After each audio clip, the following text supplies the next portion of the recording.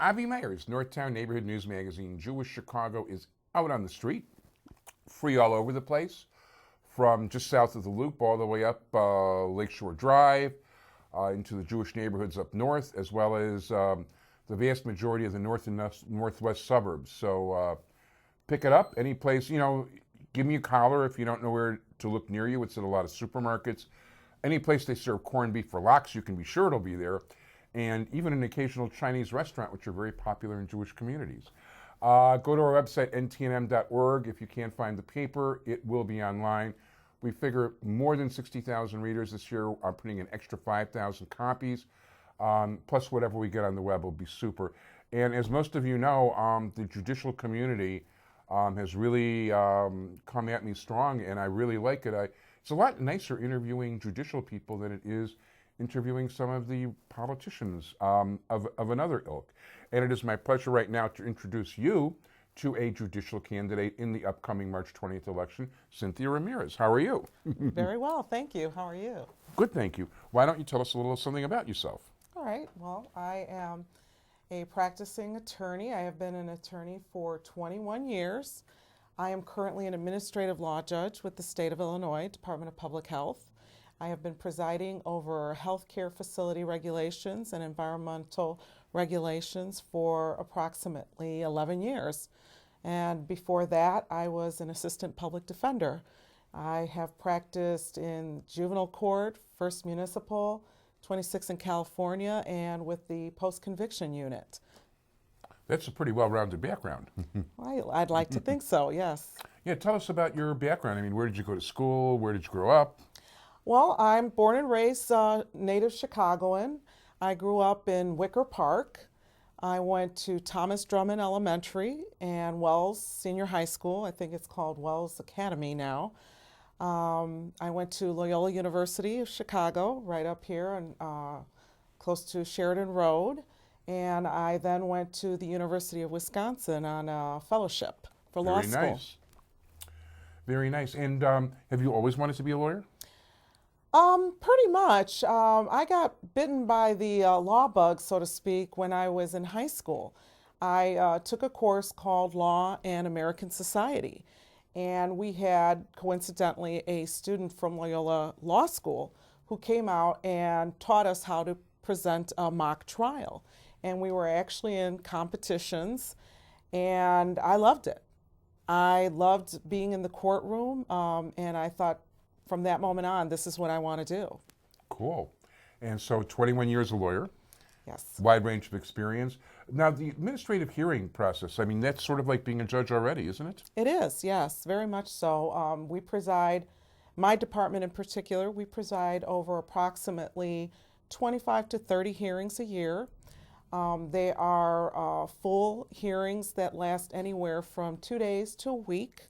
And they are very much akin to malpractice cases against healthcare facilities.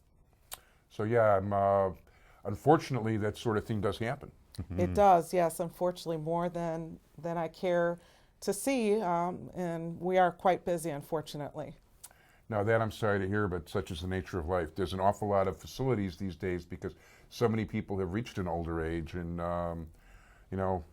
anyway, so I guess it was.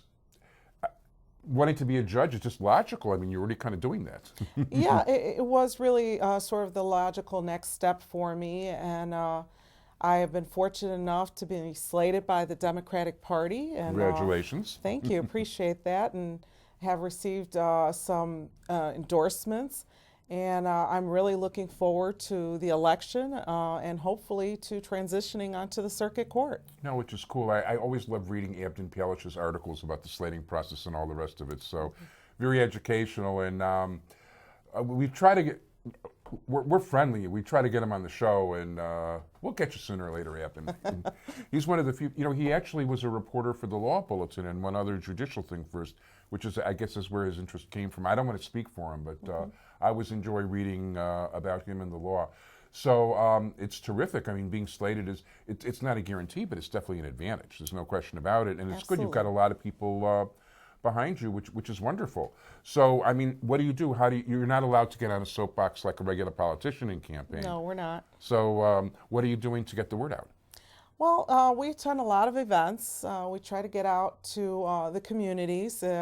Cook County is a vast area to cover, so it keeps us busy pretty much every night and every weekend for the foreseeable future.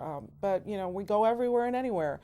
Nursing homes, we'll go to school events, we'll go to, obviously, the various wards for their events, anywhere that we can meet the public and give them an opportunity to get to know us. So I imagine it's pretty busy. Absolutely, absolutely. You were mentioning a daughter. You got a family, or? I do. I have a 15-year-old daughter who attends Lincoln Park IB. Yeah. I'm very proud of her, and she's a very hard worker and thankfully does not wish to follow in mother's footsteps with the law. Well, whatever she does, let's wish her a lot of luck and hope she's successful. Oh, well, thank you. I think she would want to take pointers from you because she wants to go into journalism. Oh, interesting. I went the other way. I wanted to be a lawyer, and I was actually covering 26th and Cal for the Daily Defender of all papers. For a brief time, I was a token white guy there. And I was covering a really complicated case, and I was looking it up and all the rest of it. And I saw the reality of being, it just completely talked me out of being, I had this fantasy vision from watching television what a lawyer was. Sure. And I just decided at that point, it's like, let's stick with the journalism. Yeah, probably a wise move.